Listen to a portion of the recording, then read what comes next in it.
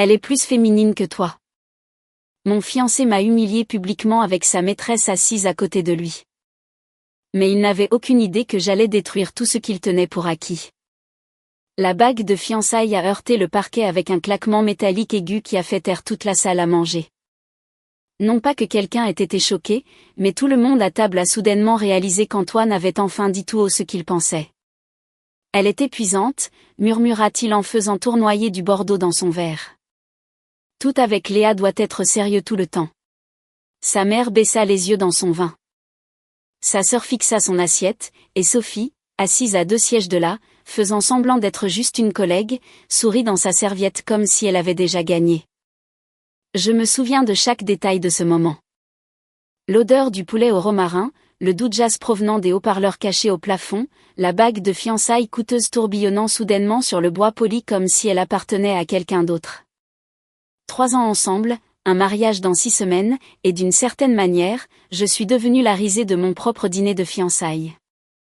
Le plus terrifiant, c'est qu'Antoine pensait sincèrement que je resterais. C'est ce qui a finalement brisé quelque chose en moi. Pas la tromperie, pas l'humiliation, la certitude, cette confiance béate que j'absorberais chaque once de manque de respect et le choisirais toujours après. Je me suis levée lentement de table. Calmement, presque trop calmement. Tu l'as invité ici ? Ai-je demandé doucement. Antoine se pencha en arrière sur sa chaise, défensivement. Elle fait partie de ma vie.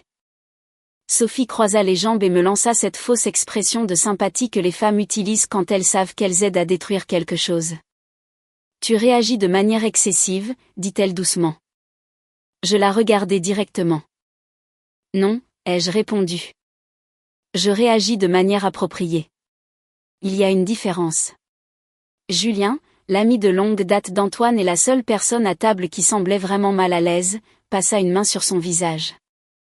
Antoine, murmura-t-il, c'était une terrible idée. Mais Antoine a redoublé. Parce que les hommes comme lui le font toujours quand l'ego l'emporte sur l'intelligence. Tu rends tout difficile, Léa, a-t-il claqué. Sophie m'écoute, elle. Cette phrase a atterri plus durement que l'affaire elle-même. Parce que soudain, tout a pris un sens.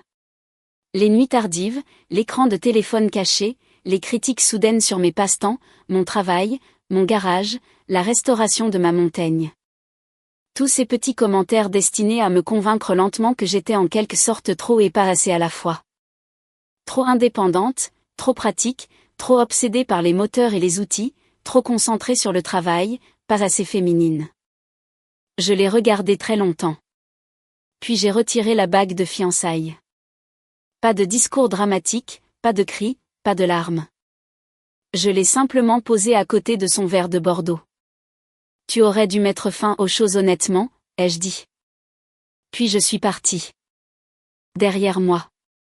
Antoine a ri une fois, un rire nerveux et théâtral, comme s'il croyait toujours que je reviendrais après m'être calmée. Je ne l'ai pas fait. Dehors, la pluie froide de Montaigu a traversé ma veste presque instantanément. Mes mains tremblaient si violemment que je pouvais à peine déverrouiller mon camion.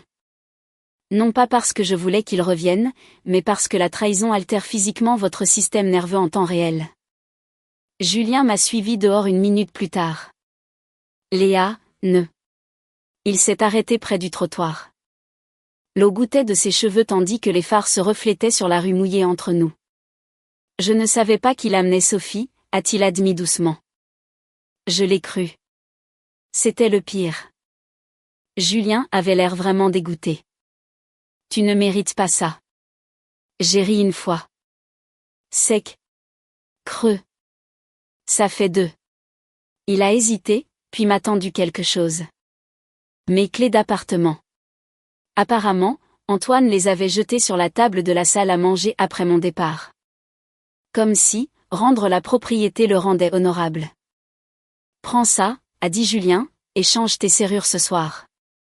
Ce conseil m'a finalement épargné des mois de chaos plus tard. De retour à l'appartement, le silence était violent. Chaque objet partagé semblait soudainement contaminé. Ses chaussures près du canapé, son sweat à capuche accroché près de la porte de la cuisine, la photo de fiançailles encadrée me souriant depuis la bibliothèque comme une mauvaise blague. Je l'ai immédiatement retiré. Puis je me suis assise sur le sol du garage à côté de ma Montaigne 1973 inachevée et je me suis enfin permis de respirer. La voiture avait l'air à moitié morte sous l'éclairage fluorescent. Intérieur retiré, conduite de frein exposée, pièces éparpillées sur des plateaux étiquetés, et d'une certaine manière, elle me semblait toujours plus honnête que ma relation. À minuit, Antoine a enfin envoyé un texto, « Tu m'as embarrassé ce soir ». J'ai regardé le message longtemps avant de répondre, « Tu as invité ta maîtresse à notre dîner de fiançailles ». 3 points sont apparus instantanément, puis ont disparu, puis sont réapparus. Finalement, ce n'est pas ce que tu penses. Classique. J'ai bloqué son numéro sans répondre, mais il a continué à trouver des moyens de me contacter.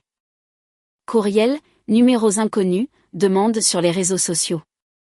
Au matin, j'avais reçu 16 messages expliquant pourquoi sa tromperie était en quelque sorte ma faute. Julien est arrivé à 8 heures, avec du café et une boîte à outils. Tu as dormi? Pas vraiment. Il a fait un signe de tête vers la porte de l'appartement. Les serrures d'abord. Ce fut le début de tout.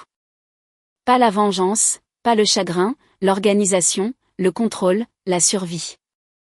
Et quelque part, sous toute cette trahison et cette humiliation, une réalisation dangereuse a tranquillement commencé à se former. Antoine pensait que le perdre me détruirait. Mais en me tenant là, à côté de cette montagne inachevée, de la graisse encore sous mes ongles et la pluie tapant doucement contre les fenêtres du garage, j'ai réalisé quelque chose de terrifiant. Je n'avais plus peur de construire une vie sans lui. La première chose que j'ai faite lundi matin fut de changer les serrures. Pas le code du clavier, pas la clé de rechange, tout. Nouveau peine dormant, gâche renforcé, quincaillerie de sécurité de grade 1. Julien a insisté pour l'installer lui-même car, selon lui, les hommes émotionnellement instables deviennent très créatifs après une rupture. 40 minutes plus tard, mon appartement n'appartenait plus à Antoine d'aucune manière. Cela comptait plus que je ne l'avais imaginé. Antoine a appelé 11 fois avant 7 heures du matin, envoyé 19 SMS. J'ai lu chaque message exactement une fois avant de les capturer et de les archiver. La progression émotionnelle était presque clinique. D'abord le déni, je ne voulais pas dire ça comme ça. Puis le blâme, tu m'as embarrassé devant tout le monde. Puis le droit, nous devons parler face à face. Puis la colère, tu agis comme une folle. Puis les menaces déguisées en inquiétude, tu vas le regretter. Julien était assis sur le comptoir de ma cuisine, buvant du café brûlé pendant que je documentais tout. Tu sauvegardes vraiment chaque message, ai-je demandé. Tu serais étonné de la vitesse à laquelle les manipulateurs réécrivent l'histoire une fois que les conséquences apparaissent. Je détestais qu'il ait raison. Le travail est devenu mon évasion après cela. Les machines avaient un sens. Les pannes hydrauliques avaient un sens. Les spécifications de couple avaient un sens. La trahison humaine n'en avait pas. Ce lundi-là, j'ai passé près de 9 heures à reconstruire un assemblage d'injecteurs en essayant de ne pas imaginer Antoine assis à côté de Sophie à cette table de dîner. Cette confiance béate, cette certitude, je lui pardonnerais finalement, comme si la loyauté était quelque chose qu'il pouvait dépenser infiniment sans remboursement. Pendant le déjeuner, j'ai mis à jour tous les contacts d'urgence liés à ma vie. Assurance, compte de retraite, autorisation médicale, dossier de travail. Retirer le nom d'Antoine de tout cela me semblait étrangement similaire à traiter un décès, seulement pire. Parce que les morts ne vous envoient pas de messages avec des téléphones jetables. Lundi soir est devenu ce que Julien appelait l'audit. Compte joint, abonnement, facture de mariage, contrat de fournisseur, historique de paiement, reçu. Chaque lien financier étalé sur ma table de salle à manger sous un éclairage dur. Et honnêtement, cela ressemblait moins à une planification de mariage qu'à des preuves pour une enquête pour fraude. C'est là que j'ai découvert la vérité.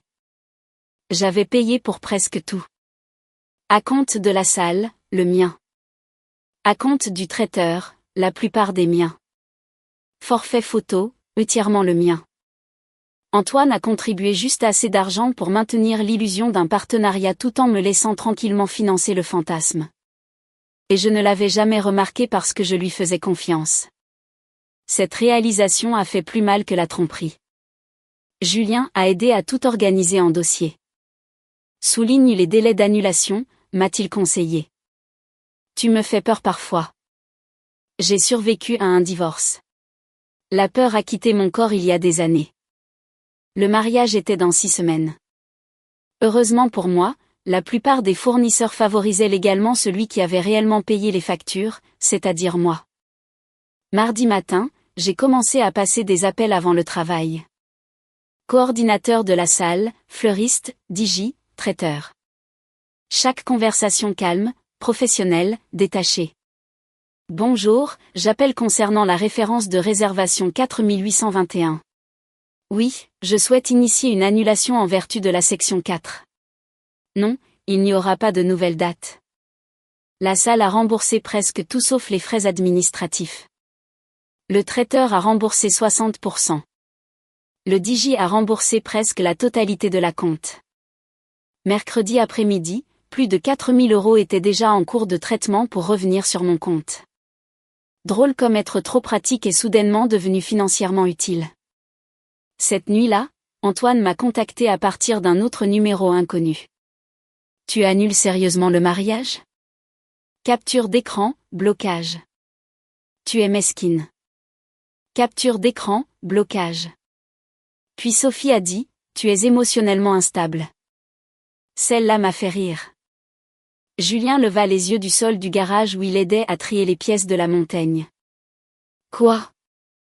Elle a promu sa maîtresse au rang de commentatrice de relations. Julien cligna lentement des yeux. Oh, waouh! Ils sont tous les deux idiots. La montagne est devenue une thérapie après cela. Chaque soir, je disparaissais dans le garage, retirant des boulons rouillés, réinstallant des ensembles de freins, étiquetant des faisceaux de câbles, nettoyant des décennies de corrosion tandis que le rock classique résonnait dans les murs de béton froid. Il y a quelque chose de profondément curatif à reconstruire des choses endommagées, surtout quand on réalise qu'on se reconstruit soi-même en même temps. Jeudi, Julien est apparu avec des bacs de rangement en plastique et une étiqueteuse. Nous inventoriétons ses affaires. Tu plaisantes. Non, parce que les ex-manipulateurs se souviennent soudainement de bien coûteux des mois plus tard. Alors, nous avons fait pièce par pièce, chemise à billets, chaussures, un chargeur de montre, des verres à whisky, des appareils électroniques divers. 3 ans ensemble réduits à 2 bacs de rangement. Cette réalisation m'a frappé plus fort que prévu. Comment quelqu'un pouvait-il occuper autant d'espace émotionnel tout en laissant presque rien de significatif? Julien a tout photographié, créé des feuilles de calcul, enregistré des descriptions d'articles. Tu as absolument manqué ta vocation d'enquêteur fédéral. Je préfère consultant en sécurité émotionnellement détaché. Vendredi soir, j'ai vendu la bague de fiançailles. Bijouterie Moreau à Bellefontaine. Des lumières blanches brillantes se reflétaient sur le diamant tandis que l'évaluateur l'examinait attentivement.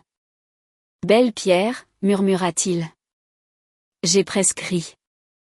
Parce que de beaux objets peuvent toujours être liés à de vilains souvenirs. Il a offert 1600 €. J'ai accepté immédiatement. Sortir de cette bijouterie m'a semblé étrangement paisible, comme si j'avais enfin enterré le fantasme au lieu de la relation. Le soir même, j'ai déposé une plainte au tribunal des petites créances car Antoine me devait de l'argent. Et contrairement à lui, j'avais des preuves. Les SMS où il acceptait explicitement de partager les frais de mariage sont devenus la pièce A. Julien a aidé à organiser le classeur de preuves avec une efficacité terrifiante. Reçu, contrat de fournisseur, relevé bancaire, perte d'annulation, onglet chronologique. Ça a l'air effrayamment professionnel. Je lui ai dit, la douleur crée l'organisation. Le total s'élevait à 1247 € après remboursement, pas de quoi changer la vie. Mais à ce moment-là, il ne s'agissait plus du montant. C'était une question de principe. On n'humilie pas quelqu'un publiquement, on ne le trompe pas, on ne l'exploite pas financièrement, puis on s'en va en prétendant qu'on est la victime. Du moins pas sans conséquence. Dimanche soir, j'ai envoyé un SMS à la sœur d'Antoine, Clara. Ses affaires sont emballées. Quel jour vous convient pour la récupération? Simple. Froid.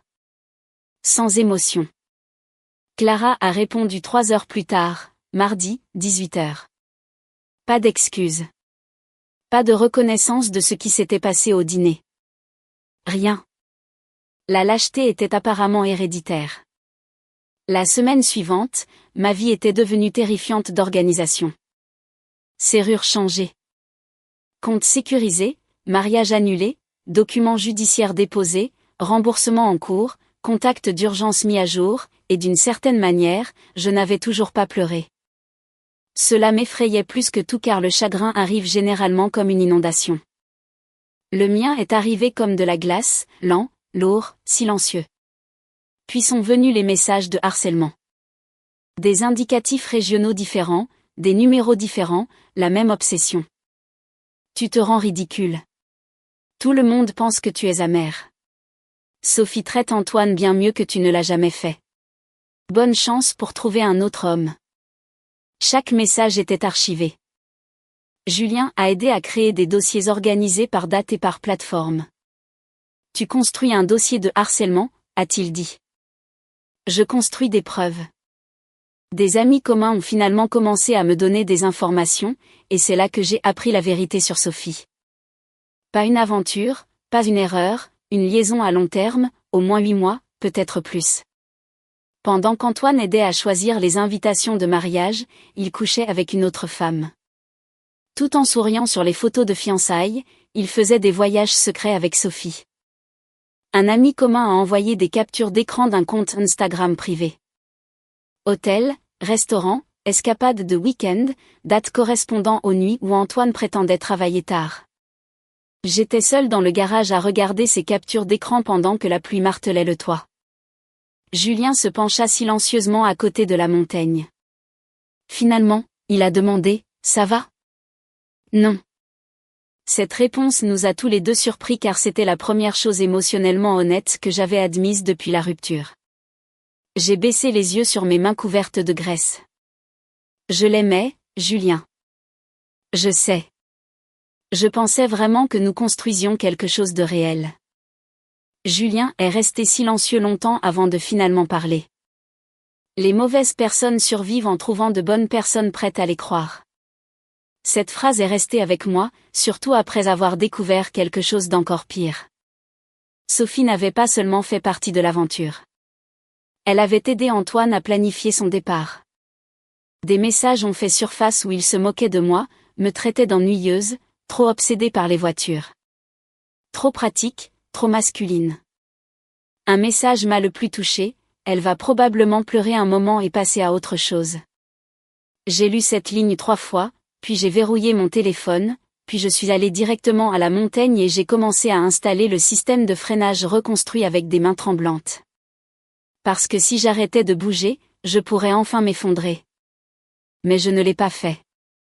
Au lieu de cela, j'ai reconstruit un boulon, un fil, une cicatrice à la fois. Et quelque part, profondément sous toute cette trahison, une réalisation dangereuse a tranquillement commencé à se former. Antoine pensait que m'humilier détruisait mon avenir. Mais la vérité terrifiante, ma vie devenait déjà meilleure sans lui. Et il n'avait toujours aucune idée de ce que me perdre allait réellement lui coûter. Le harcèlement s'est intensifié 2 jours après qu'Antoine eut récupéré ses affaires. Numéros différents, identification d'appels masqués, messages tardifs envoyés depuis des applications conçues pour disparaître. Téléphones différents, même désespoir. Tu te rends ridicule. Les gens pensent que tu es amère. Tu es trop têtu pour admettre que tu as perdu. Un message est arrivé à 1h13 du matin, Sophie dit, tu n'as jamais été assez féminine pour Antoine de toute façon. J'ai regardé ce texto longtemps. Non pas parce qu'il faisait mal, mais parce qu'il révélait quelque chose d'important. Antoine parlait encore de moi constamment.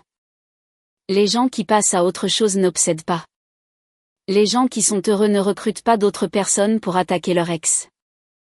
Julien a été immédiatement d'accord. Il s'attendait à ce que tu t'effondres émotionnellement. Je sais, mais au lieu de cela, tu t'es organisé. J'ai esquissé un léger sourire. Apparemment, c'est offensant. Chaque message était archivé. Date, heure, capture d'écran, numéro bloqué, journal d'incidents mis à jour chaque nuit. Au début, documenter tout semblait excessif. Puis Antoine est apparu sur mon lieu de travail. Mercredi soir, 17h47. Je me dirigeais vers mon camion lorsque le gardien de sécurité de notre cour m'a intercepté près du portail. Il y a un homme dans le parking visiteur qui vous demande. Mon estomac s'est serré instantanément. Antoine était assis dans son Audi noir près de l'entrée. Dès qu'il m'a vu, il est sorti. La sécurité s'est interposée entre nous avant qu'il ne puisse s'approcher. Elle ne me répond pas, a claqué Antoine. J'ai juste besoin de 5 minutes. Le gardien m'a regardé attentivement. Vous le connaissez? Malheureusement.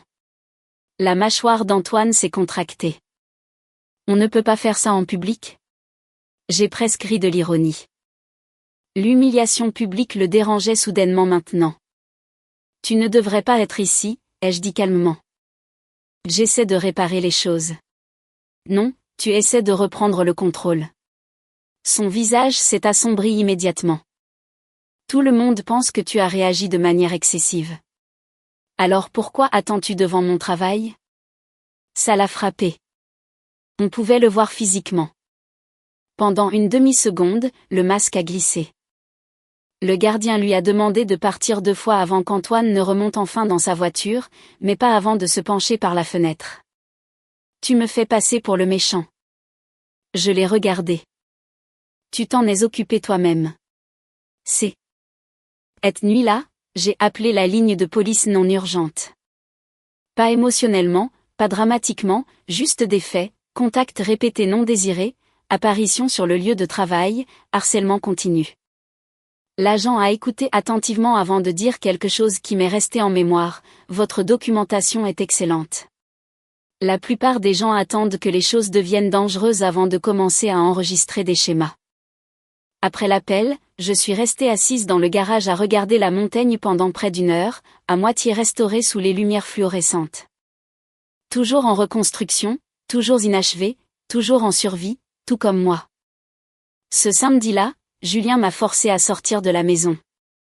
Tu as besoin d'interagir avec des gens qui ne sont pas des mécaniciens, des avocats ou des policiers. Ça a l'air épuisant. Tant pis. Alors, à 7 heures du matin, nous sommes allés dans une casse au large de la route 19, car apparemment Julien considérait l'achat de transmission comme une activité sociale saine. C'est là que j'ai rencontré Léna Dujardin. Elle était déjà en train de discuter avec le propriétaire de la casse au sujet des rapports de démultiplication d'une Camaro 1969, queue de cheval foncé, de la graisse sur les avant-bras, assez confiante pour corriger un homme 2 fois plus âgé qu'elle sans sourciller. Honnêtement, c'était rafraîchissant. La plupart des gens traitaient le travail de restauration comme un accessoire de personnalité. Léna comprenait réellement la mécanique. Nous avons fini par charger une transmission dans son camion ensemble. Assez lourd pour détruire votre colonne vertébrale si mal soulevée. Elle a remarqué le dossier d'incident posé sur mon siège passager quand j'ai attrapé les sangles d'arrimage. Mais contrairement à la plupart des gens dernièrement, elle n'a pas fouillé, n'a pas posé de questions invasives, n'a pas forcé la sympathie. Sur le chemin du retour, nous avons parlé de moteur, de géométrie de suspension, de mauvais travaux de soudure, de changement de transmission, le genre de conversation où le temps disparaît naturellement. Quand nous sommes arrivés dans mon quartier, je me suis surprise moi-même. Tu veux voir la montagne? Léna a suivi mon camion dans l'allée, et pour la première fois depuis la rupture, je me suis sentie normale à nouveau. Pas trahie, pas humiliée, juste normale. La montagne était sous les lumières du garage, la moitié de l'intérieur retirée. Léna a fait le tour lentement, étudiant les détails attentivement. Tu as refait les conduites de frein toi-même. Ouais. Elle s'est accroupie à côté du longeron. Bon placement, meilleure garde au sol.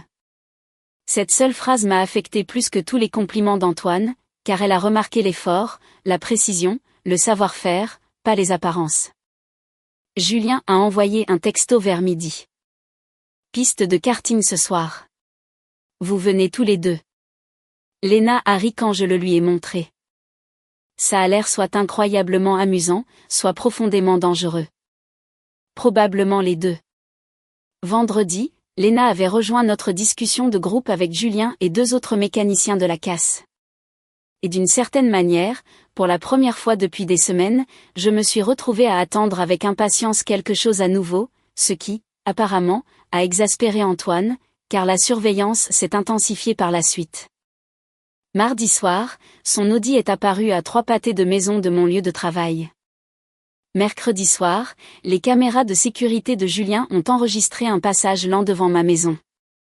Vendredi, j'ai repéré la même voiture près du parking de ma salle de sport. Chaque observation était documentée, photos de plaques d'immatriculation, horodatage, lieu. Le schéma devenait impossible à ignorer. Pourtant, j'ai continué à avancer. Travail, salle de sport, garage. Dodo. Répété. Et lentement, la douleur a commencé à changer de forme, non pas à disparaître, mais à durcir comme du tissu cicatriciel. Samedi soir est enfin arrivé. La piste de karting était située derrière un centre commercial à Montaigu. Piste professionnelle, vraie carte de course, véritable système de chronométrage. Léna est immédiatement devenue terrifiante de compétitivité. Julien a commencé à parler de manière agressive avant même le début de la première course. Je veux juste que tout le monde reconnaisse mon talent naturel pour la course. Tu as reculé dans une boîte aux lettres l'hiver dernier, je lui ai rappelé. Cette boîte aux lettres manquait de conscience situationnelle. Pendant 20 minutes, la vie a semblé étrangement légère à nouveau. Moteur hurlant. Casque. Léna doublant agressivement les gens dans les virages comme si elle s'entraînait secrètement pour le Formule 1. Puis j'ai entendu des cris près de l'entrée, même à travers le bruit du moteur. J'ai reconnu la voix d'Antoine instantanément. Mon estomac s'est noué. Je me suis arrêtée dans la voie des stands et j'ai retiré mon casque. Et là, il était, se disputant avec le personnel de la piste près de l'entrée. Comment a-t-il pu nous trouver ? A demandé Léna. Julien a grogné une insulte sous son souffle. Antoine m'a repéré immédiatement. Te voilà. La façon dont il l'a dit m'a fait frissonner, comme s'il croyait toujours avoir la propriété de mon attention. De ma vie. De mon temps. Nous partons, ai-je dit calmement. Mais Antoine a poussé un employé et s'est précipité vers nous. Tu as déjà amené un autre mec ici ? J'ai cligné des yeux, puis j'ai réalisé quelque chose d'incroyablement stupide parce que Léna portait toujours son casque de course et sa veste surdimensionnée. Antoine pensait que c'était un homme. Julien a éclaté de rire si violemment qu'il a failli laisser tomber ses gants. Oh mon Dieu, a-t-il sifflé. Il perd vraiment la tête. Léna a lentement retiré son casque. Antoine s'est figé au milieu de son pas. L'embarras a duré peut-être une seconde avant que la colère ne le remplace. Waouh, a-t-il claqué. Tu passes vite à autre chose. Je l'ai regardé froidement. Nous avons rompu parce que tu as trompé. Ce n'est pas le propos. Non, a marmonné Julien. C'est littéralement tout le propos. Le personnel de la piste a dit à plusieurs reprises à Antoine de partir. Au lieu de cela, il s'est approché de moi, la voix montant. Tu m'embarrasses. C'était encore là. Tout revenait toujours à son image. Sa réputation, son ego, jamais la trahison, jamais l'affaire, jamais l'humiliation qu'il avait causée, juste ce que les conséquences lui faisaient ressentir. Je me suis tournée vers la sortie. C'est alors qu'Antoine m'a arraché mon casque des mains avec force. La visière s'est tordue violemment avant que le casque ne s'écrase sur le béton. Crac. La coque s'est fendue instantanément. Tout le monde s'est tu. Le directeur de la piste s'est approché immédiatement. Il a examiné les dégâts, puis a regardé directement Antoine. Monsieur, vous serez facturé pour les frais de remplacement. Antoine a ricané. C'est ridicule. Non, a dit calmement Léna à côté de moi. Venir harceler votre ex sur une piste de karting, c'est ridicule. Ses yeux se sont tournés vers elle. Vous ne savez rien de notre relation.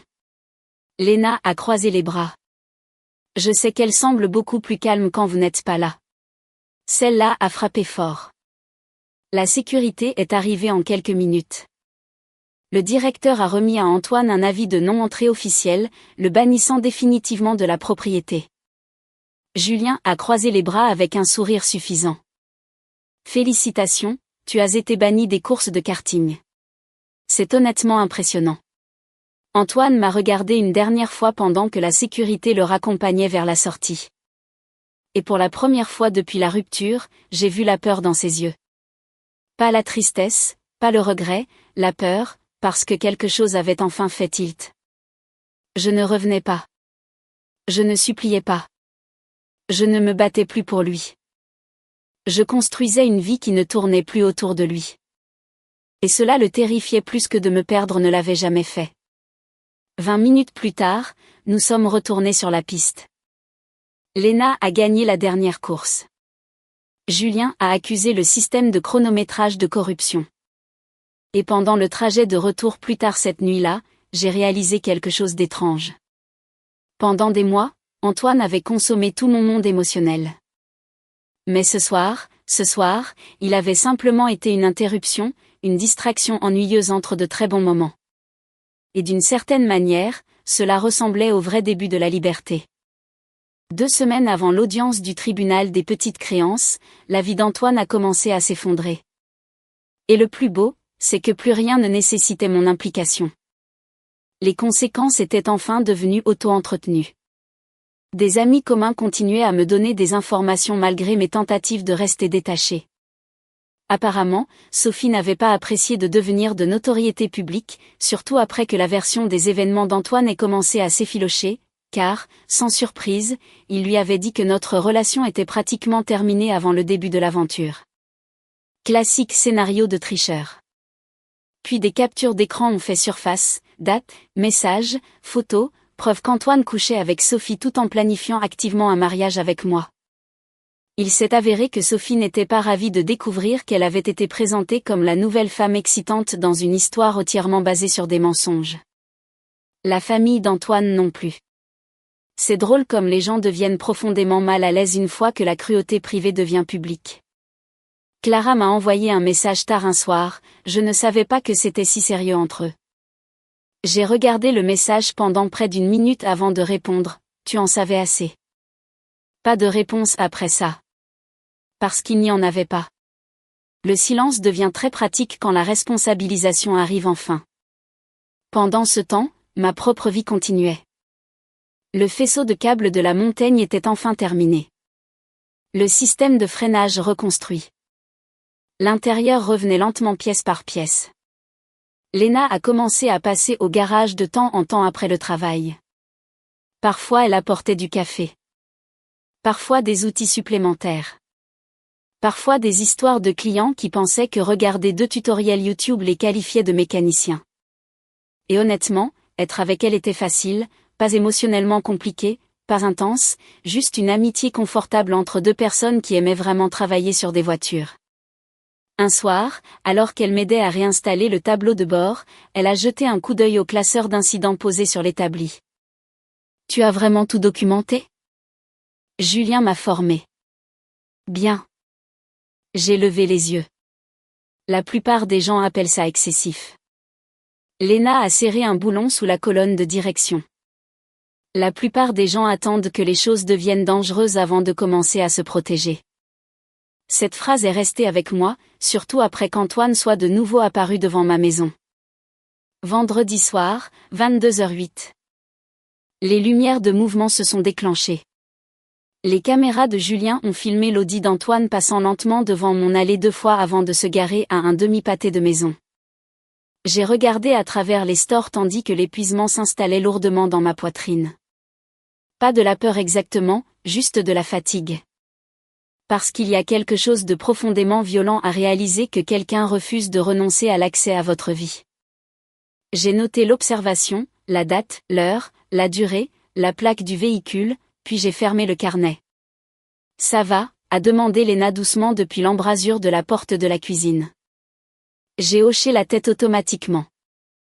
Elle n'y a pas cru. « Tu n'as pas à faire semblant que tout va bien tout le temps. » Cela m'a presque brisé. Non pas parce que c'était dramatique, mais parce que c'était doux. J'ai détourné les yeux vers les fenêtres sombres du garage. Je déteste qu'il affecte encore mon système nerveux. Léna s'est appuyée contre le comptoir. Ce n'est pas de la faiblesse. J'ai ri amèrement. Ça en a l'air. Non, a-t-elle dit calmement. La faiblesse, c'est humilier quelqu'un publiquement parce que tu es trop lâche pour partir honnêtement. Le silence s'est installé après. Lourd. Confortable. Réel. Puis vint l'audience. Mardi matin, 9h30. Tribunal des petites créances, centre-ville de Montaigu. Je suis arrivé 20 minutes en avance, portant mon classeur de preuves, organisé avec une précision terrifiante. Julien a insisté pour m'accompagner pour le soutien moral et le divertissement gratuit. Antoine est arrivé 5 minutes avant l'audience, seul. Pas de Sophie, pas de confiance non plus. Cela m'a surprise. Il avait l'air épuisé, chemise froissée, cerne, comme si la réalité avait finalement commencé à lui coûter son sommeil. Pendant une dangereuse seconde, j'ai presque eu pitié de lui. Puis je me suis souvenu du dîner, de la bague rebondissant sur le parquet, du silence de sa mère, de l'aventure, du harcèlement. La pitié a disparu instantanément. Le magistrat a appelé notre affaire à 9h34. Professionnel, efficace, sans émotion. Exactement comme la justice devrait fonctionner. J'ai présenté en premier les contrats des fournisseurs, les reçus, les pertes d'annulation, l'accord écrit où Antoine acceptait explicitement de partager les dépenses également. Chaque document soigneusement étiqueté et chronologique. Antoine a essayé de soutenir que j'avais émotionnellement annulé le mariage. Le magistrat a cligné des yeux lentement. Monsieur, étiez-vous impliqué avec une autre femme pendant la planification de ce mariage? Antoine s'est figé. Julien s'est physiquement détourné pour cacher un sourire. C'est hors de propos, a marmonné Antoine faiblement. Le magistrat a ajusté ses lunettes. Cela devient pertinent si votre conduite a contribué à l'annulation. Silence. Beau silence. Puis la question finale, contestez-vous avoir accepté de partager les dépenses également? Antoine a hésité. Non. Contestez-vous les montants documentés? Non. Jugement rendu en faveur de la plaignante. 1325 €, y compris les frais de dépôt. 15 minutes. C'est tout ce qu'il a fallu. 3 ans réduits à des reçus et à une responsabilité légale. En sortant de la salle d'audience, Antoine a finalement parlé, c'est vraiment qui tu es maintenant. J'ai cessé de marcher, me suis tourné vers lui lentement. Non, ai-je dit calmement. C'est ce que j'ai dû devenir après avoir appris qui tu étais. Il n'a eu aucune réponse parce qu'il n'y en avait pas. Les paiements sont arrivés dans les 2 semaines. Chaque centime, y compris le remboursement du casque de course endommagé. Apparemment, les conséquences légales motivaient Antoine bien plus efficacement que la moralité ne l'avait jamais fait. Et puis, juste au moment où je pensais que les choses allaient enfin se terminer, il s'est complètement effondré. Cela s'est produit un mardi soir glacial de décembre. Léna m'aidait à installer les nouvelles housses de siège de la montagne tandis que de la vieille musique rock résonnait dans le garage. Le moteur tournait magnifiquement, profond, stable, vivant. Pour la première fois depuis des mois, je me sentais vraiment paisible. Puis les lumières de mouvement se sont déclenchées. Une portière de voiture a claqué dehors. Léna a immédiatement levé les yeux. Donc, soit Julien a oublié comment fonctionnent les portes, soit c'est lui. Mon estomac s'est noué avant même que j'atteigne l'entrée du garage. Antoine a trébuché au coin de la rue, dans la lumière. Et mon Dieu, il avait l'air terrible. Sweat à capuche tachée, yeux injectés de sang, cheveux ébouriffés, canette de bière ouverte pendouillant lâchement d'une main. L'odeur nous a frappés avant qu'il n'atteigne l'allée. Tu te moques de moi, a marmonné Léna. Antoine a pointé dramatiquement vers moi. Te voilà. Son élocution était légèrement pâteuse. Tu vis ton petit fantasme de garage. J'ai sorti mon téléphone immédiatement. Tu dois partir. Il m'a ignoré. Puis ses yeux se sont posés sur Léna. Quelque chose de laid s'est tordu sur son visage. Oh, waouh! Il a ri amèrement. Alors, c'est ton nouveau petit groupe de soutien maintenant? Lena a vraiment ri. Pas un rire nerveux non plus. Une vraie incrédulité. Crois-moi, a-t-elle répondu. Je suis juste là pour la voiture. Cela l'a irrité encore plus. Tu trouves ça drôle? Je pense que tu es ivre, a-t-elle répondu platement. Cela l'a fait craquer.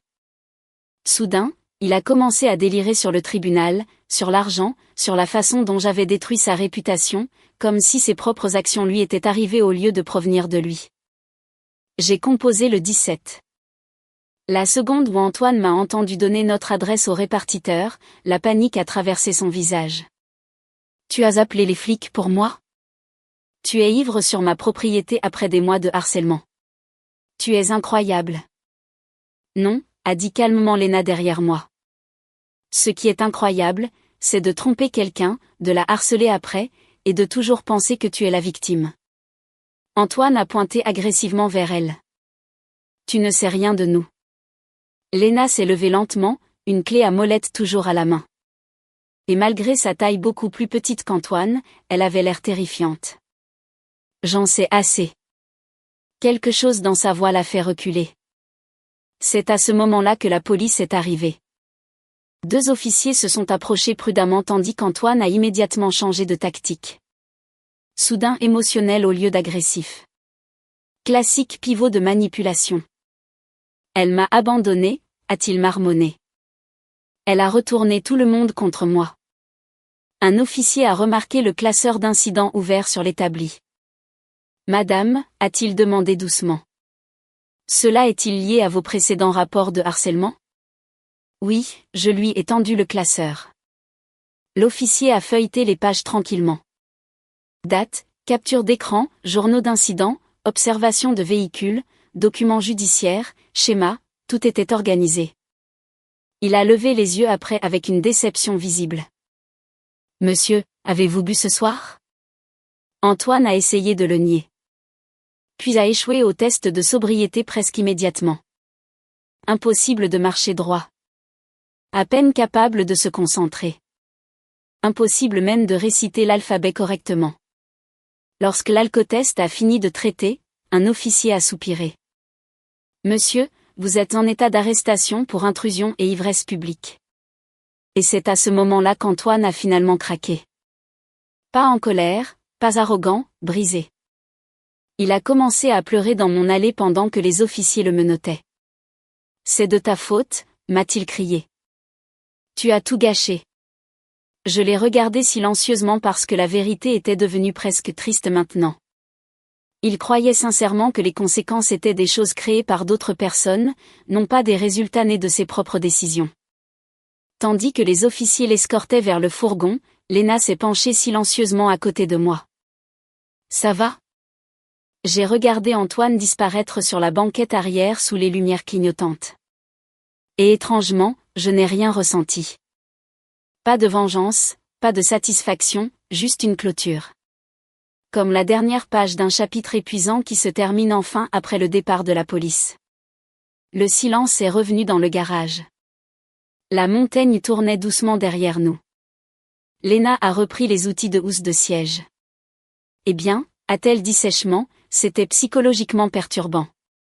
J'ai ri pour la première fois depuis des semaines. Un vrai rire. Et quelque part au fond de moi, j'ai réalisé qu'Antoine avait eu raison sur une chose.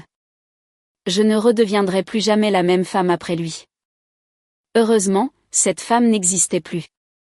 Le silence après l'arrestation d'Antoine semblait irréel, non pas vide, mais paisible.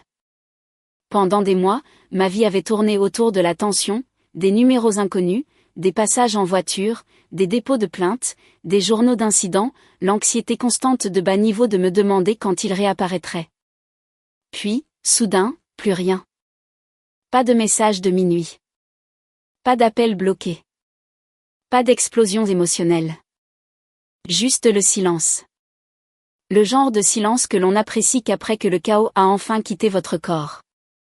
2 jours après l'arrestation, l'un des officiers intervenants a appelé pour faire un suivi. Apparemment, Antoine avait passé la nuit en prison avant que ses parents ne le fassent sortir sous caution le lendemain matin. Ivresse publique. Intrusion. Note supplémentaire liée à la documentation antérieure sur le harcèlement. Pas des accusations qui détruisent la vie, mais assez humiliantes pour devenir impossibles à cacher, surtout à Montaigu, où tout le monde finit par connaître tout le monde. Julien a failli s'étouffer de rire quand je lui ai raconté. Imagine tromper quelqu'un, la harceler pendant des mois, puis se faire arrêter à côté de sa muscle car restaurée. S'il te plaît, ne fais pas ça sonner poétique. C'est poétique. Le plus étrange, c'est que je ne me sentais pas victorieuse. Je pensais que la vengeance serait plus bruyante, plus tranchante, plus dramatique. Au lieu de cela, elle était silencieuse, comme si je posais enfin quelque chose de lourd que j'avais oublié porter. Ce vendredi soir, Léna est revenue pour aider à terminer l'intérieur de la montagne. Nous avons travaillé côte à côte sous les lumières chaudes du garage pendant que la neige tombait doucement à l'extérieur des fenêtres. Pas de tension émotionnelle, pas de malaise, juste deux mécaniciens épuisés terminant un projet qui avait en quelque sorte survécu à mes côtés. À un moment donné, Léna s'est appuyée contre l'établi et a étudié la voiture attentivement. « Tu sais quelque chose ? » ?»« Quoi ? » ?»« Tu es différente maintenant. » J'ai serré le dernier boulon de fixation sous le siège passager. J'espère que c'est une bonne chose. D'une manière plus forte. Ce mot est resté dans l'air du garage. Fort. Les gens aiment qualifier les femmes de fortes après un traumatisme, comme si c'était une transformation glamour. La vérité est que la force arrive généralement parce que la douceur a cessé d'être sûre. Je n'ai jamais voulu devenir plus dure.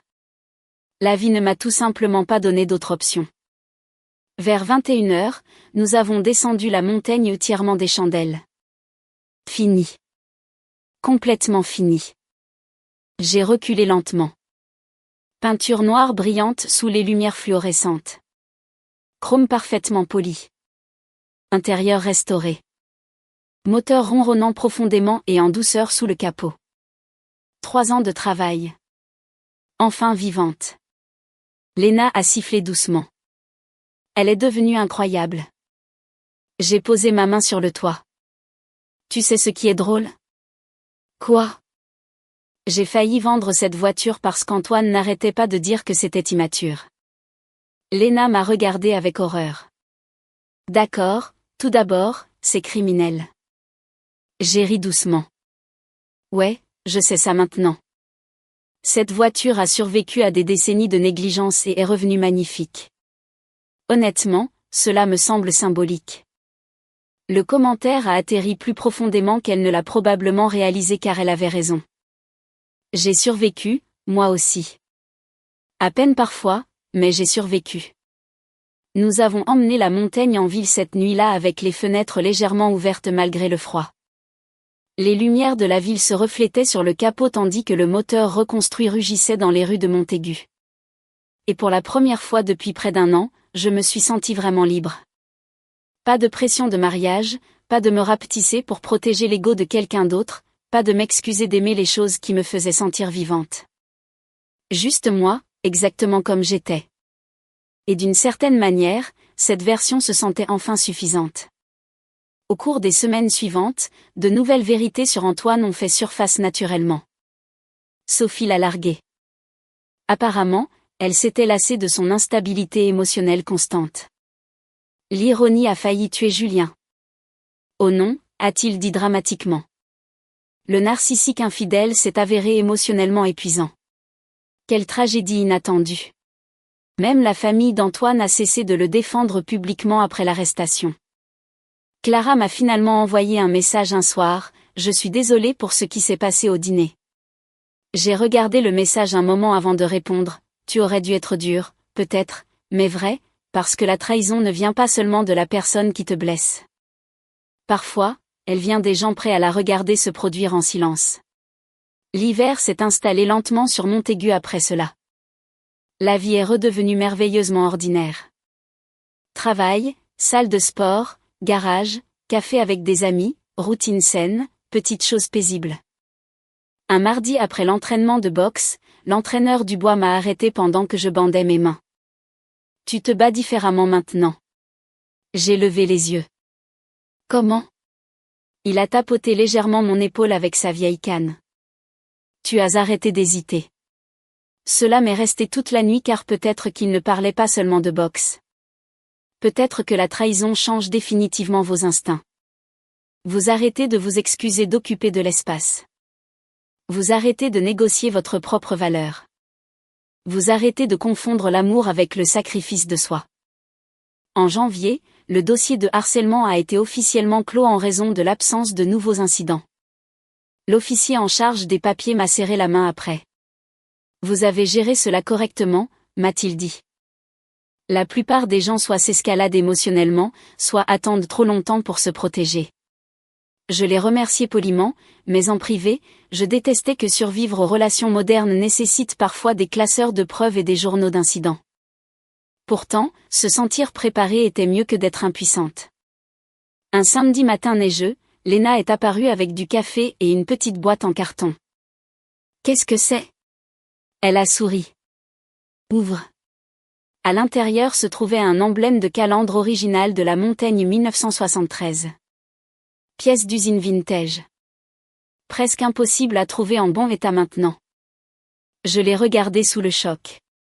Où as-tu trouvé ça? Secret de fabrication. J'ai ri si fort que j'ai failli renverser du café. Et debout là, dans ma cuisine, tandis que la neige tombait doucement dehors, quelque chose en moi a guéri tranquillement. Non pas parce que quelqu'un m'avait secouru. Personne ne l'a fait. C'était important. Léna n'a jamais essayé de devenir mon remplacement émotionnel pour Antoine. Elle ne s'est jamais immiscée dans mon processus de guérison. Elle était simplement une bonne amie qui était là constamment pendant que ma vie s'effondrait. Et honnêtement, cela signifiait plus que les discours dramatiques n'auraient jamais pu le faire. Des mois plus tard, Julien nous a tous entraînés à dîner en ville. À mi-chemin du repas, l'un de ses collègues m'a demandé en passant comment se passaient les préparatifs du mariage. Toute la table s'est figée. Julien a failli s'étouffer avec sa boisson, essayant de ne pas rire. J'ai souri calmement. J'ai annulé le mariage il y a un moment.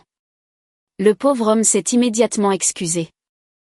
Avant que le silence gênant ne s'éternise, Julien est intervenu. Croyez-moi, a-t-il dit. Elle a amélioré toute sa vie à la place. Elle. Ena a levé les yeux au ciel. Toujours aussi subtil. Plus tard ce soir-là, un autre ami de Julien nous a rejoints brièvement après le travail. Daniel Moreau, architecte, récemment divorcé. Confiance tranquille, yeux gentils, le genre d'homme qui écoutait vraiment au lieu d'attendre son tour de parler.